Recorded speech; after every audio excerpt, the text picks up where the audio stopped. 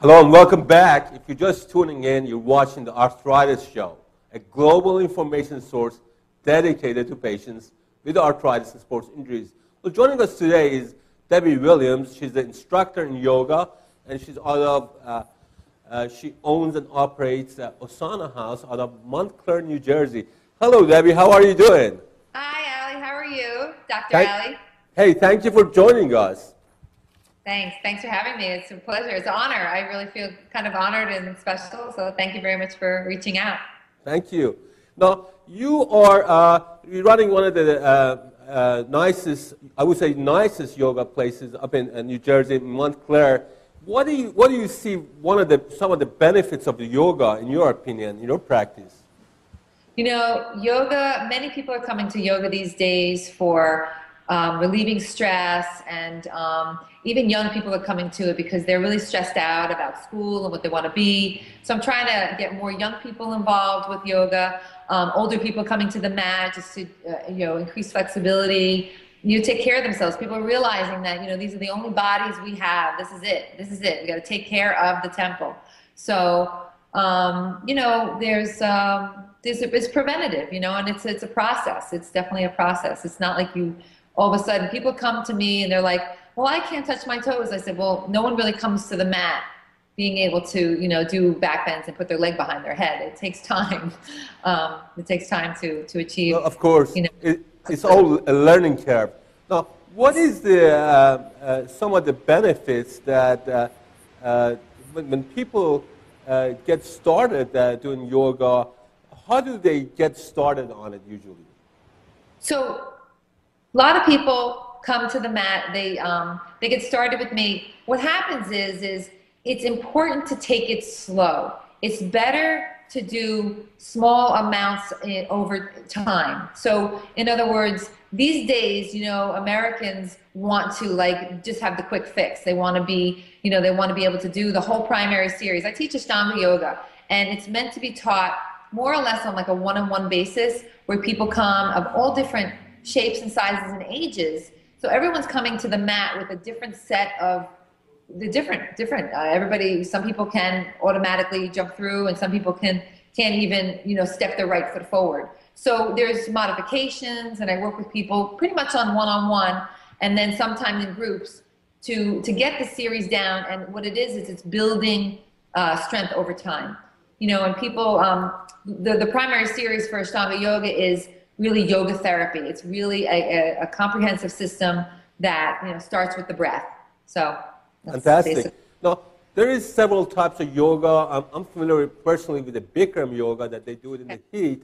What type of yoga do you folks practice and advocate at your center? So I teach Ashtanga yoga, and it's from a lineage in India, and Patabi Joyce started this lineage through Krishnamacharya. So there's this yoga tree. So Ashtanga yoga is the original vinyasa. There's a lot of vinyasa in the country today, in the US, and Ashtanga yoga is the original vinyasa. Vinyasa just means moving with the breath. So Patabi Joyce was taught this sequence, and he taught Westerners the sequence, and now we're teaching it. So it's like this lineage, and it started in a place in Mysore, India. And Ashtanga yoga is when you breathe, that Ujjayi breath, the breathing with sound, it's a meditative breath, and every movement is linked with the breath. So that will heat the body up. And then you start purifying the body from the inside out. All the poses, some are twisting to kind of manipulate and to massage the internal organs. Some are forward bending, very calming. And the standing pose is building some strength. And then, of course, the back bending.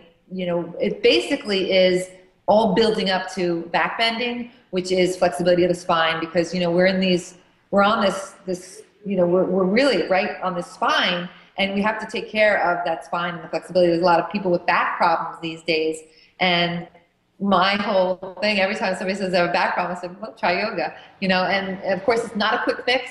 It's definitely over time. I myself had back problems, and now come to the practice with less pain in the past. So excellent. Now, do you get more males or females in your yoga classes? Really good question. That's a really good question. A lot, I have, in the rooms, we have the ages from 21 to 65 right now. Actually, no, she's 63. She's 63. She's very proud of herself, actually, too. And we have all different races as well. We have African Americans and, Caucasian and Indian people too, which is really exciting when the Indian people come to the practice, of course. And so, basically nobody, different, they have to be in a certain level of shape. People come into the mat if they want to, keep practicing. But even if people come weak, there are methods to build up the practice over time. I mean, I have people came to me with, could not do a yoga push-up, could not bend forward. And if they commit to it, whereas they take on a little bit on a daily practice, then over time, within 6 months and a year, they will, be able to do a lot of the poses that they couldn't do in the beginning. I've seen it work. I've seen people, really amazing people, guys who, we have very strong people too come to the mat too, and then they're too strong and then they can't bend. So there's a whole different set of, set of issues that they have too. So everyone comes with their own package, so to speak, But now, one of the important things that they do in yoga is the emphasis on the breathing. Why is that so important? Yes. I mean, here's the thing. If you're not breathing, you're not doing yoga. I teach some young people, and I said, all you have to worry about is the breath when you come to the practice. I don't even care about how the asana looks. If you're breathing, it will all work out. So what we do is, in some of the classes, we will take the body and kind of adjust it so that there's a straight line so the prana can flow. So it's all about kind of harvesting this prana, which is the breath, the life force within. And breath, you just keep coming to the breath. The breath is the protector. What they say is that you can't get injured if you're breathing properly. So no matter what, breathing, you come back to the breath. And even years later, now I'm practicing for almost 10 years, I keep coming back to the breath. I'm still not happy with the breath. I still come back to the breath. So that's really important, really important. And that's the difference between a lot of styles of yoga is that, I am always about inhale, exhale. And it's also about an internal strength that we're building up. So when you come to the mat, at first, there's no strength anywhere, but you find that internal strength. That's why males and females can do a lot of the same postures because they gain that internal strength. So that's what we're looking for. Even the powerhouse who comes to the mat, we're looking for them to build internal strength, just as a weaker person. So. Fantastic. I think my partner here, Mr. Roman Garcia, has a question for you as well. Okay. Mrs. William, thank you for joining us on the show. Pleasure, my pleasure. I can tell you personally that I find myself sometimes that if I tune into myself, I find sometimes that I hold my breath. Right. Do you have a personal opinion of why it is that people out in the public domain, their breathing is so erratic? Because we're not focusing on it. We're not bringing our attention to the breath.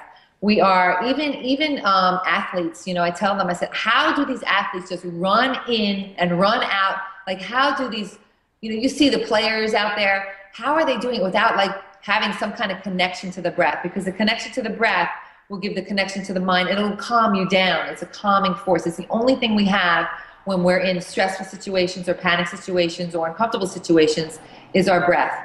That's where meditation starts. I mean, my practice that I'm doing is all about, it's asana right now, but it's preparing us for being able to sit still. I mean, I've been sitting in this position for a while. I can sit still comfortably in a seated position, but many people can't do that. So that's what asana brings, is making me able to sit so that I can then sit and breathe and meditate. And that's what it all comes down to, meditating and calming yourself down with the breath. It's the only force that you have. And the only reason people hold their breath is because they don't know better. They don't know what to do. And they don't know how to breathe in and out through the nostrils. The nostrils are for breathing and the mouth is for eating. But people tend to breathe like runners. They'll breathe trying to get oxygen in with the mouth.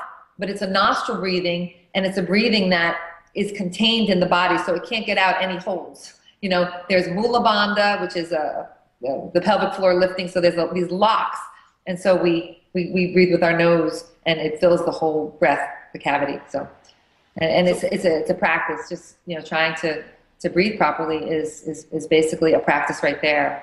I do half sun salutations a lot with my beginning students, and it's just about inhaling and exhaling and trying to match the breath with the movement, and then they're like, oh, I could do that, and then we add on from there. So, Ms. Williams, would it be correct to say that the breath, the breathing, is a doorway to an individual's consciousness, to the moment, so they can focus better? Absolutely, Not only during yoga, but throughout life. I mean, it's the they say you inhale as the life force is inhaling. You're inhaling from God. You inhale and exhale toward God. There's different ways of looking at that, but it's a connecting force. It's the only thing we have to be able to have that mind, body, spirit awareness, and to do yoga, to yoke, to have this union. One of the sports that we do advocate here in Arthritis Show is yoga. Yoga, Qigong, and Tai Chi are the three big sports that we do advocate. And we tell people that the human body is the opposite of a car. The car, the more you drive it, it breaks down. Human body is the opposite. If you don't work it, it would break down.